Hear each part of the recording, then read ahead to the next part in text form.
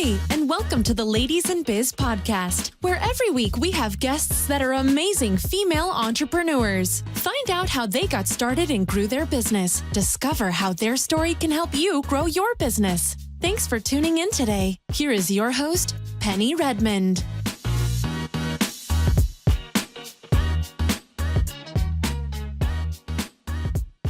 Hi, everyone. Welcome to Ladies in Biz today. And we have another amazing guest. I know you probably are tired of me of saying that, but that is the real truth today. So we have Loren Fogelman with us today. Hi, Loren. How are you? Penny, I'm doing great. I am so excited to be on this podcast with you, just having a discussion that's going to be really high value. Yeah, me too, because I know you have tons of stuff to share with us. So I'm going to just let our audience know today a little bit about you, okay, if you could bear with me. So Loren, you're a keynote speaker and one of America's top ranked business coaches.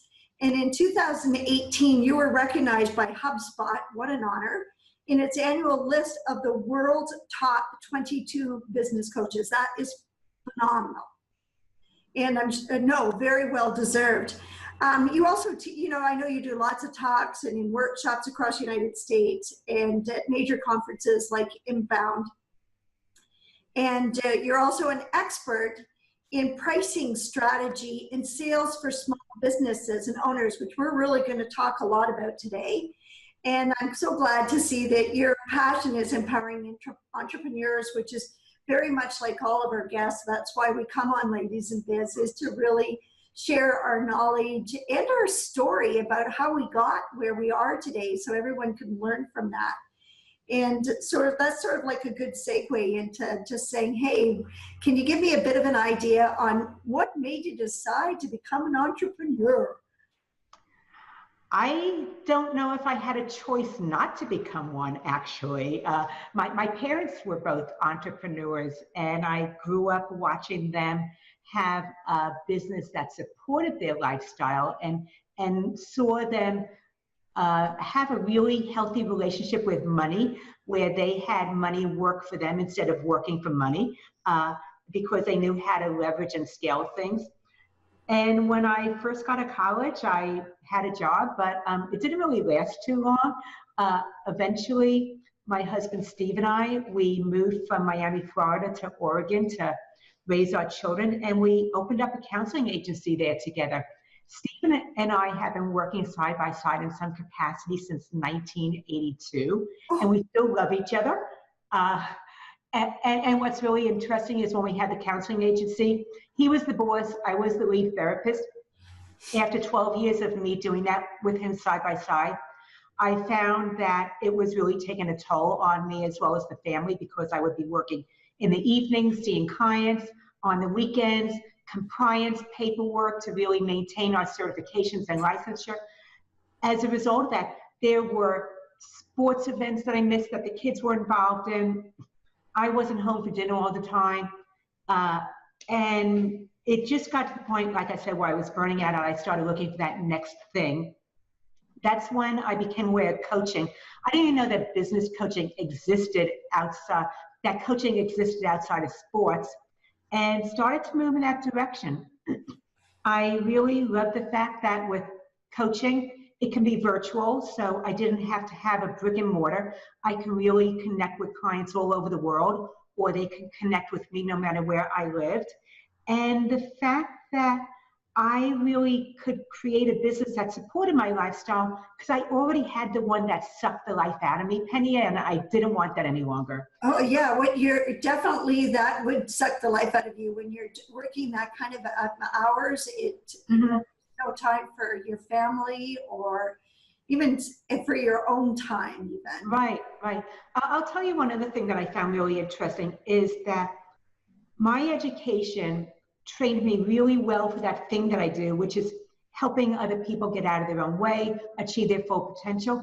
But it prepared me to work for somebody else as an employee instead of being an entrepreneur. And I see that as the downside to most education programs is that they train you to really have great skill set, but to be employed by somebody else as opposed to a business owner or self-employed. And that's when I started to really take a deep dive, investing time, money, and energy into figuring out how to have enrolling conversations when I didn't want to be salesy, and how to price my services for value instead of trading dollars per hours. And that's part of what I know we're going to dig into today. You betcha. And you know what, it's so funny because I think what you went through is probably, and I know you hear it all the time, it is so common, particularly with entrepreneurs, because a lot of us have come from the corporate world or for a world where we're not running our own business. And then all of a sudden running our own business and having to price what we're selling is a real big mindset for all of us. And it's so funny because I know having, lunches and glasses of wine with some other entrepreneurs, you always say, what is your value? Like, what are you charging? So it's always a big question when you start your businesses. How are you going to charge? And if you're not comfortable being a salesperson, then what are you going to do? Particularly if you don't have a sales background, where do you start? That's absolutely true. What I believe is that you have to know the skills of being able to enroll clients. Otherwise, you have a business, a hobby and not a business. That's the first thing. The other thing that you were mentioning as far as pricing goes is to recognize that the majority of people charge by the hour. However, it's a faulty model because it focuses on commoditizing time as opposed to leading with that value that you offer, your expertise. And I just want to give an example as to how price is subjective. Basically, you want to be able to have a conversation when you're talking with a potential client and to understand their wants, needs, and desires. And that starts to help them see the value of what you have to offer. But if you were walking around, Penny, in the desert where it's August, it's over 100 degrees, you haven't had any water for 3 days, and you know that you are just at the end, there's not much longer that you can hold on, and I suddenly show up with this cup, and it's filled to the brim with water. Now, how much would you pay for this cup of water? A lot of money. and so what is a lot of money, though? Well, it's going to be different to me. Yeah. So I'm just talking about you and me right now. Okay. What is it worth to me? Yeah. Well, it's worth my life. Okay. Because I need water. So, okay. However, if you were watching me speak at a conference and in the back of the room, there was a water cooler and I had bottles of water for sale, and you wanted that bottle of water, how much would you maybe pay for that bottle of water as opposed to the water cooler? Oh, so you really want me to put a dollar figure on? I do.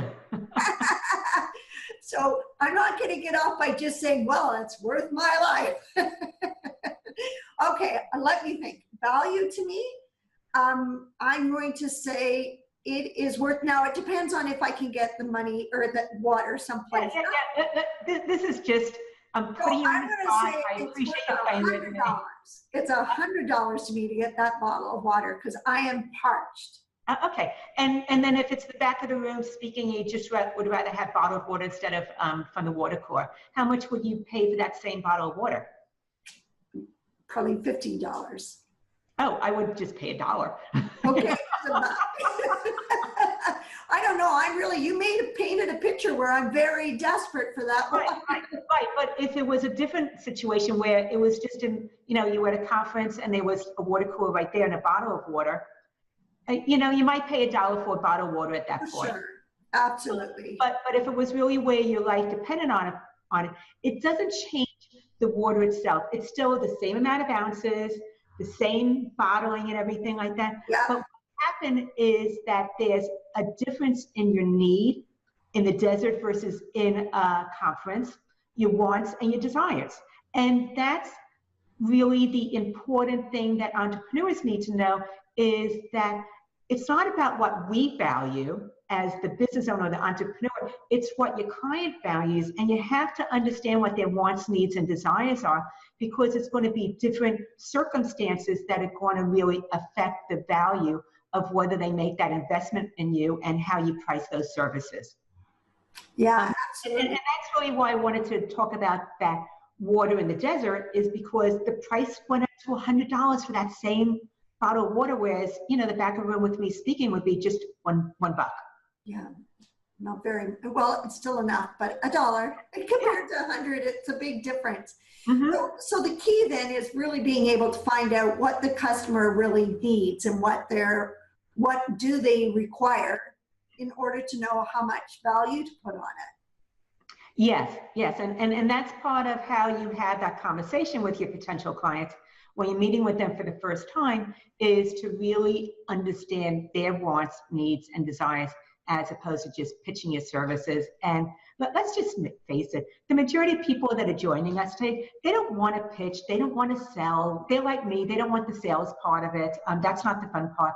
But when you really have this value conversation, then it's a very, very different experience for you, as well as that person that you're having a consultation with.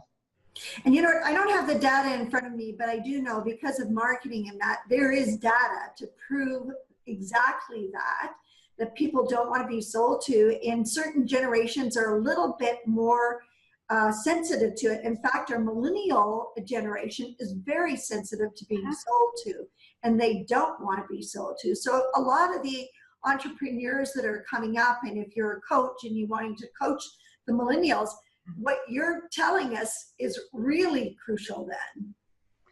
Absolutely. And it does many different things. It really positions you as a trusted advisor, focusing on advisory services. It puts your expertise right to the top of the most important thing, as opposed to selling your time. People really don't care how much time you spend working on getting that result for them. They just want to know that you can get them that result. And actually, the faster, the better. Doing it more quickly has more value. Think about it. When we want to get documents to close an important business deal, you want to FedEx them overnight as opposed to go ground. And you can pay 3 to 4 times more to overnight it as opposed to going ground. And it just shows that when you include speed, that actually has more value as opposed to less. But when you charge by the hour, you get paid less for doing it faster, because you're only selling your time and you're totally overlooking your expertise. I think what I really liked about, I've heard you say in the past, talk about coaching with people that are professional athletes. And they've always understood the value of a coach. And it's not by the hour, it's certainly by the value they're providing.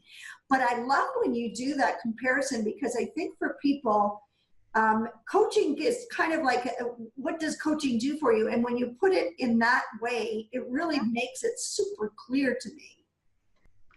Penny, you just went on one of my soapboxes. I want to let you know that I did sports psychology for 5 years, working with high achieving athletes. And what I discovered is that there's more similarities than differences between high achieving athletes and growth minded business owners.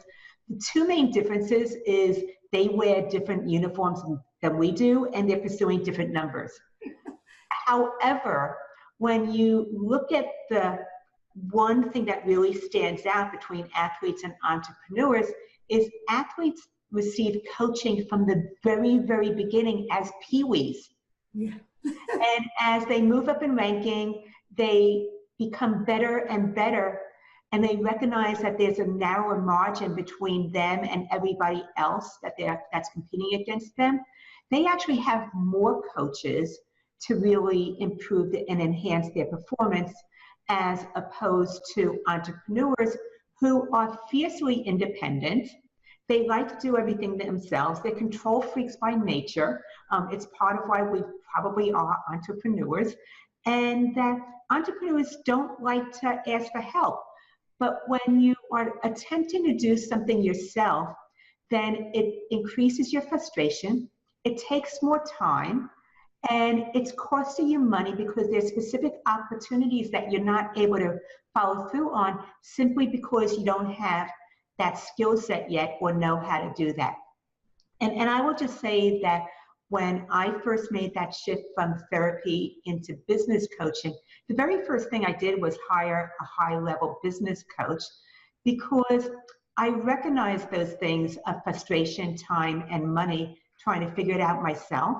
And I wanted to go on the fast track. So I looked for someone who had already accomplished what I wanted for myself and just jumped right in because I knew that it was going to be an investment as opposed to a cost.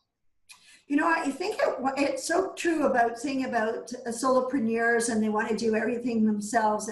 And I think that one of the things that I look at and when I'm talking to clients about setting up their budget for when they start a business, it's a good idea to have a line in that P&L that says coaching. And I can tell you that most of the women that we've had on the Ladies on Biz podcast that are very successful, all of them at one time or other have definitely had some type of coaching. And all of them say that it was a catalyst for them in propelling their business further. That's true for me as well. I have continued to receive business coaching since 2009 in one form or another because I'm always stretching my capabilities and challenging myself. That's how I continue to develop my expertise and have greater impact and influence on people that are connected to what I have to offer. And I had my bookkeeper tell me that when she saw me, she noticed that when I was investing in a business coach, that my income shot up like 180% that year because of the investment. And that's why I call it an investment, is because when you get that right person that is part of your inner circle, they're going to actually help you make money. And it's something that you can continue to do and gain from over and over and over again once you get that insight from that coach that you're working with, and it ought to pay for that coaching as well. It just goes to show you that coaching is so important, but when you have your own business, there is another person to talk to. And the other thing I like about it is when you've worked in a business and then you're working on your own, all of a sudden it's very lonely. And also, if you worked in team environments, you could always know that there's the synergies between a team to coming up with different solutions and finding solutions a lot faster. So as a solopreneur, you've lost all that teamwork that you're used to, the energy that used to provide for you to come up with different solutions. And by having a coach, then all of a sudden you've got another person to give you that excitement as well and to keep you up and motivated to do better. And I actually take it one step further. I also offer mastermind groups, which is where I bring my clients together into group coaching calls because I don't want it to be all about me. I want to be the conduit, and where I bring a certain type of person together and that we can have conversations that you don't typically have with other people. They're they're private, and my clients know that I really honor each person's confidentiality. I expect them to honor each person's confidentiality as well so that we can have these value conversations. But what is really the beauty of a mastermind, and it's true for me too because I participate in masterminds as well, is that when I'm listening to somebody else talk, that can inspire an idea for me or an awareness that I wouldn't have had otherwise. And as I'm talking, I also receive validation that I'm not the only one sometimes that's dealing with a certain issue, or I get really fine-tuned, beneficial feedback that helps me to really take my idea and make it even a stronger idea that's going to have a better result. And therefore, it's really that collective wisdom of everybody in the mastermind that really is truly showing up to the game, wanting to do it in a place of giving, because they know that when they give, they're going to receive back as well. For the mastermind group, do you think it works more effectively if the people are all in the same type of industry or if they're all in different industries?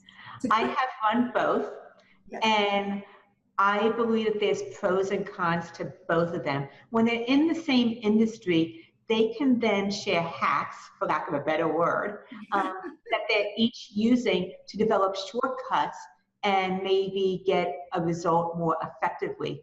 When they are in a mastermind with people that are outside of their industry, they can then, it creates thought diversity. And thought diversity is really going outside of your typical population, because you can actually gain ideas and insights that might be commonplace to some other industry, but not done in yours. And then that actually starts to separate you from everybody else that is in your category as well. So just talking in generalization now, there's all kinds of entrepreneurs out there, and you see a lot because you coach so many. Is there common mistakes that you see that you could just say, hey, Penny, everybody should know these common mistakes and avoid them? I know it's a broad question, but. No, absolutely. Penny, I have tons of ideas about common mistakes. I will say the first one that we talked about is trying to figure it out on your own instead of hiring out and having someone that's already expert at what you're struggling with to be able to help you so you can get results faster. The other thing I want to say that is a common mistake is how people price their services. And when you are first starting out, you just believe that pricing by the hour is what you ought to do because everybody else is doing that. However, as I said before, then you're selling your time and it undervalues your expertise. What I encourage my clients to do is to step away from charging by the hour, the session, or the project, and look into what's called value pricing, which is then emphasizing your expertise and helping your clients get a result faster, as opposed to having it be strung out. Because let me back up. The downside to charging by the hour is that it's not fair for you or the client. And let me explain why. It's not fair for you because as you gain expertise, you're going to be faster at doing something than when you first started out. So you actually would be getting charged less. Plus, with technology expanding at the rate that it is, there's apps available that can speed up the process or automate the process that you used to do more manually. And I don't think that you ought to earn less money because of technology advancing or of your expertise growing. The other thing is why it's not fair to the client is because they believe that they're buying your time and they're going to hesitate on reaching out to you if they have a question, because they're going to be thinking that, oh, you charge $50 an hour and a 15-minute conversation is going to be $15. And so they might continue to struggle with that problem instead of reaching out to you as a resource. The other thing is that they want you to do the job as quickly as possible, and you want to draw it out for as long as possible to make more money. And so it actually pits you against the client. We think that it's fair, but it's really not. Yeah, very negative, isn't it, when you think of it? Hey, can you give me an example, though, of, say if someone did phone me up and say, and I hear this all the time as well, so I'd love to hear what you would say, see if my objection is right or how I handle it. But if someone says, oh, what do you charge per hour then? So I'm always baffled by that and going, well, I haven't charged by the hour in a long time, but of course you wouldn't say that. But what is a common answer to that? Sure. I think the first thing is that what they asked is just what they've been taught to ask, and that they just don't know to ask a better question. What they really mean to ask is, can you help me and actually deliver on the result that I need to be able to get through this challenge that I'm having? But they don't know to ask that. Nobody taught them that. When they ask me, do you charge, how much is your hourly rate? I let them know that I don't have an hourly rate. What I do is offer a complimentary strategy session to see if it's a good fit. And if it is, then we can talk about how it works. And if it's not, I'll just bless you and send you on your way. So that's how I set it up, is I reframe it about the fact that I don't do that. What I do offer is that complimentary strategy session, because I want to make sure that who I'm speaking with is a good fit for what I do, and that it's somebody that I want to work with. I don't want to work with people that are not my ideal clients, because it's going to be frustrating for them, and it's not going to be very satisfying for me either. And I'm just at a point where I want to cherry pick my clients. I don't want to work with everybody anymore. Yeah, and you know what, even when you're starting out, you still be, and I know that, you know, everyone is worried about making money, but it can't be the driving force on when picking the right person, because if you feel as though you can't connect, or you really can't help that person, then you're doing your company, your business, your brand a very big disservice. And it'll come back to haunt you in the end. So you may as well be a little picky and make sure that you can do the job, the right job, and they're going to be super happy with you in the end and say that, wow, that was the best money I've ever spent. Right? So you've named two things: coaching, pricing. What is there any other things that you can think of that are big mistakes that people do? Sure. It's actually part of the 5 steps that I take my clients through when we work closely together, is really how to be able to set their business up so it supports their lifestyle instead of sucks the life out of them, because too many business owners end up working very, very hard. They take a lot of risk with having a business and being self-employed, and they don't really get to enjoy the rewards. And I want to make sure that not only is it profitable, but it really supports their lifestyle also, as opposed to them having to make sacrifices with personal things that they do, or family time. And so the 5 steps that I start with is really to start with your strengths. You don't want to be good at everything. You want to really focus on what are your strengths and lead with that. That's because school taught you wrong. School taught you to get A's in everything. They wanted you to be a generalist. However, the way to really be able to price for value is to have some type of niche and specialty, and therefore figure out what your strengths are and who you work best with to be able to move in that direction. The second thing that we've touched on is separating your fees from time.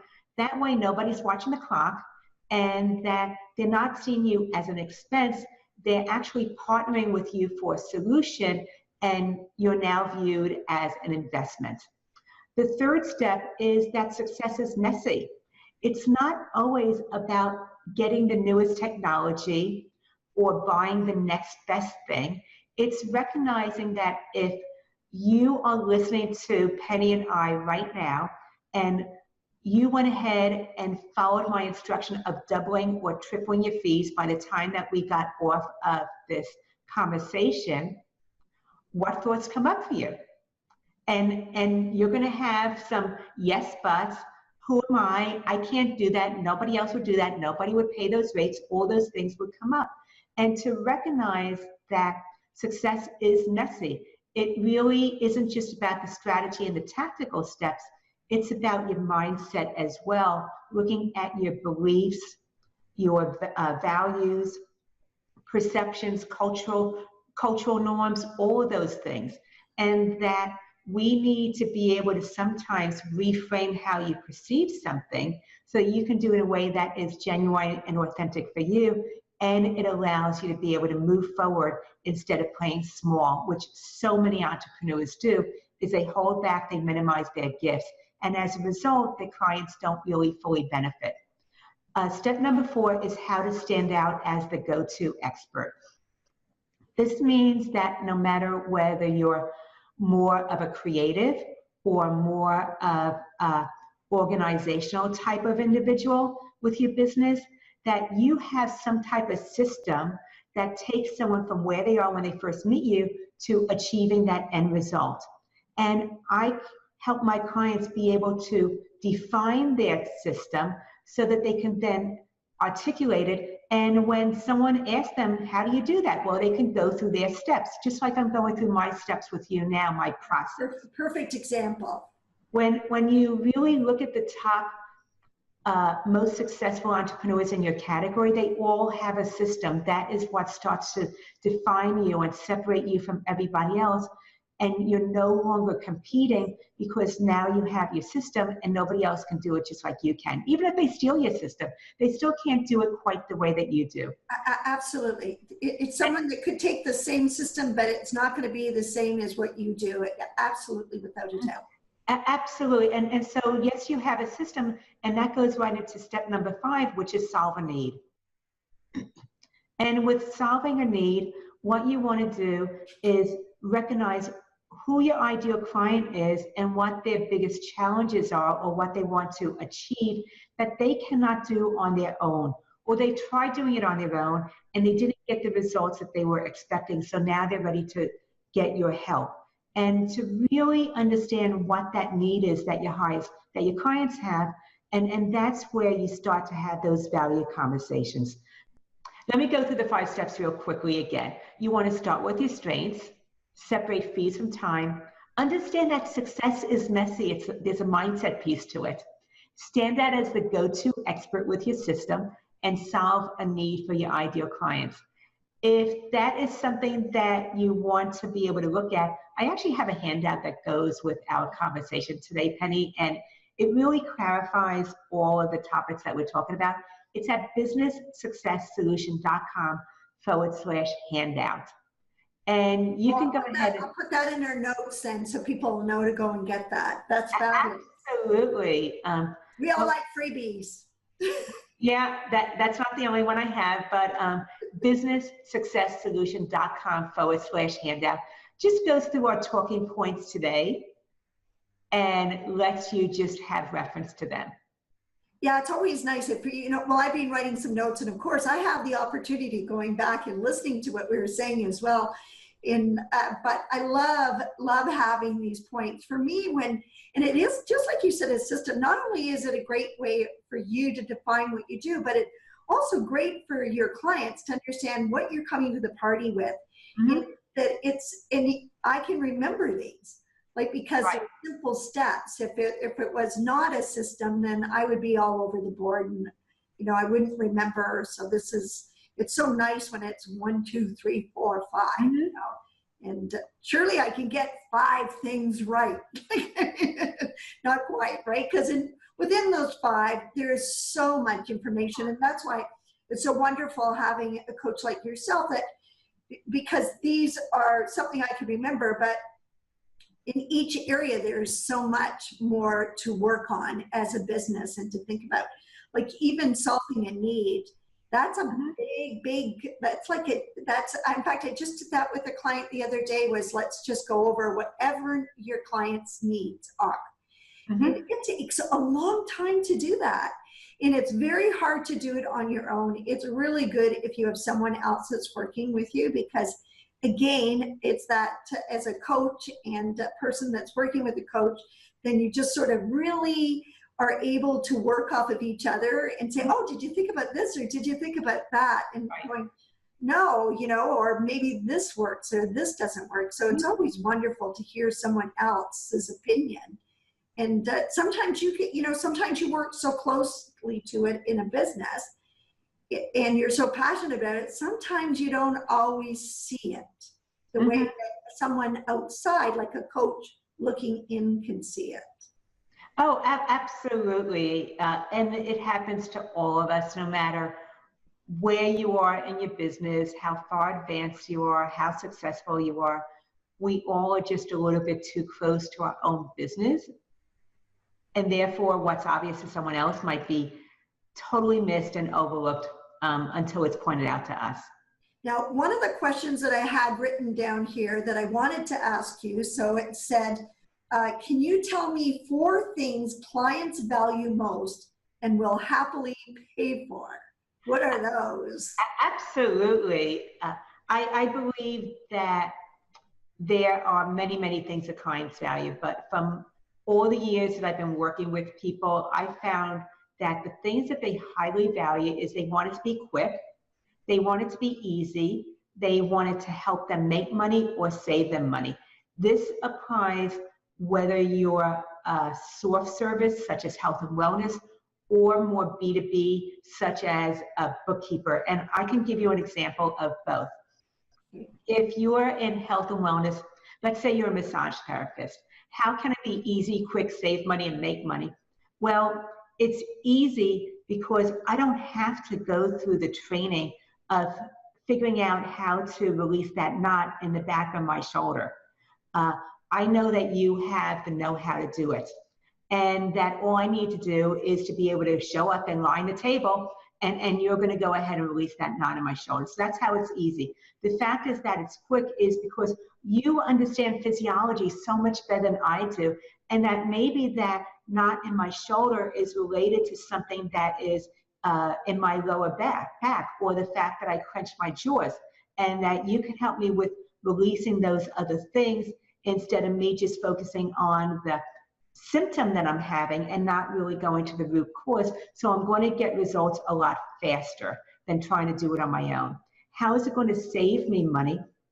I know that you, as my massage therapist, we've been working together for a while, and that I just need to go to you. I don't have to try a lot of other practitioners any longer, or try different remedies. You are just excellent at what you do, and that it is really very, very cost effective. And how does it make me money? When I'm in pain and I'm not really feeling on top of my game, then I don't connect with my clients as well. I'm not as engaged. I'm probably not as productive when I have pain as when I don't have pain, because it's just draining some of my energy, and I don't get as much done as a result of that. So when you help me release my pain, I can be more connected, I can be more productive, more engaged, and that's how you help me make money. So how does this work now for someone who is a bookkeeper, more of a B2B? With bookkeeping, the way that it's easy is I just give you access to my QuickBooks or to my different transactions that you need, and I don't have to do the data entry myself. So that makes it so much easier. Is I don't have to think about bookkeeping, but I know that it's going to be done for me. How is it quick? Well, in order for me to be able to run a report and get everything uploaded into QuickBooks, it might take me an entire day because I'm not that familiar with it. I don't do it all day, every day. Whereas for you, I could just hand it over, and what might take me 8 hours, you're going to do in 1 hour. So that is really speeding things up. How is it going to save me money? It's going to save me money because the fact that if I make a little mistake and it is going to, it affects everything else in my QuickBooks data. And therefore, I might not be able to find the mistake that I made or even know where to look. And that's going to be very, very costly in the long run. And how it's going to make me money? Because it's going to free up the 8 hours that I would have spent on my QuickBooks to be able to now work with clients or do something that will position me to maybe bring in a new client. And so I make money by freeing up my time to be able to work on my business or in my business as opposed to doing my bookkeeping. So that's how it would work for someone who's B2B. I love how you use the bookkeeping as an example, because I don't think there's a person that couldn't relate to that. Mm-hmm. Even if you were an accountant, you could still relate to that. But I think it's one of those jobs where when you first get a business, it is the first thing to let go, is make sure you go and find a bookkeeper. If that is not my first hire, go for it. So I'm for the coach and I'm for the bookkeepers at the very beginning. Let's just make sure you do it, because then absolutely it's going to help your business.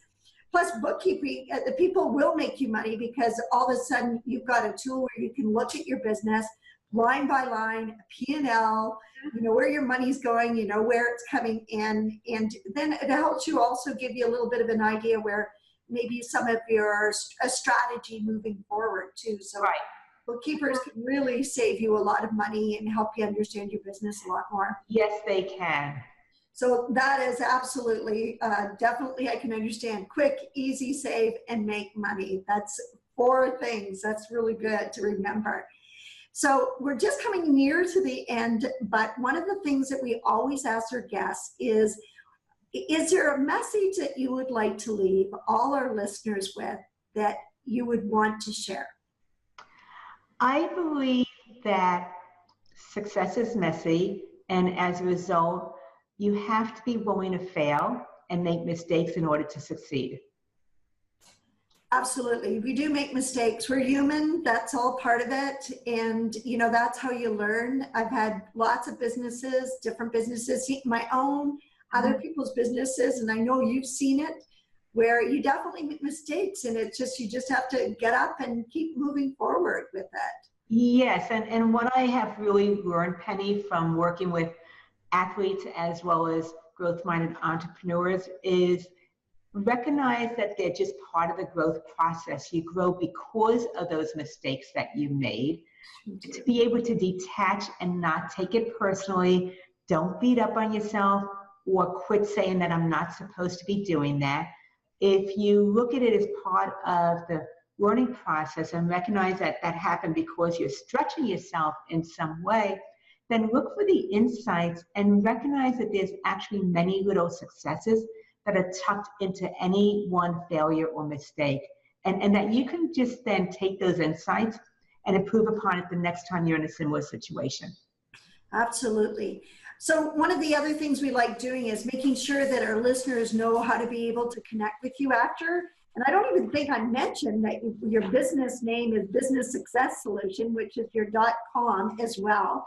And I didn't even mention that you have a book, which is called The Success Solution, Breakthrough the Limiting Beliefs for Business Success.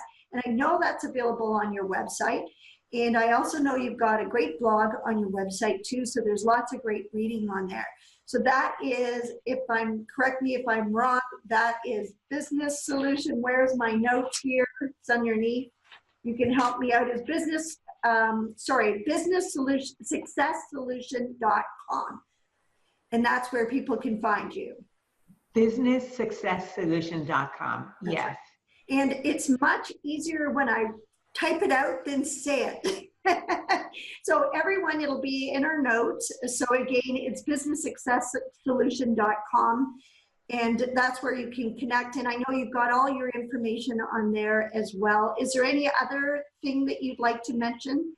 Absolutely. If anybody resonated with the 5 steps and would like to get started with that, I have a free gift called Get Paid What You're Worth. And it goes through the 5 steps of helping you figure out what your strengths are, how to start to separate time from money so you're focusing on your value, understanding that success is messy and where you might be getting in your own way or holding yourself back, having that awareness, ways to be able to start to stand out as a go-to expert, and what is that need that you solve. If you're interested in that, then get my free gift, which is Get Paid What You're Worth, and it's at BusinessSuccessSolution.com/worth. Once again, BusinessSuccessSolution.com/worth. Just put in your name and email address and you'll immediately get that free book. Okay, terrific, excellent. I'll put that in the notes as well then, Loren. Well, I gotta tell you, we went through a ton of stuff really quickly, and just like what you said, it's not about the time that you spend, it's what you can achieve in that time, and we achieved a lot on this podcast. We've gone through so much. I'm so excited about this because I'm gonna write up the notes, and so it'll be attached with the podcast so people can go through it really quickly as well. And thank you so much. You've given us so much information to think about. So as entrepreneurs, anyone in their business, and what the information you shared with them is absolutely valuable. So I hope people do reach out to you as well to learn more and to be so much more successful in their businesses, quicker too. Penny, thank you so much for having me on and having this conversation with me. I really appreciated it. Oh, really, it's really our pleasure. Thank you so much. So anyway, have a great weekend. Bye. Thanks for listening to The Ladies in Biz. Send us your comments on ladiesinbiz.com. We would like to hear from you.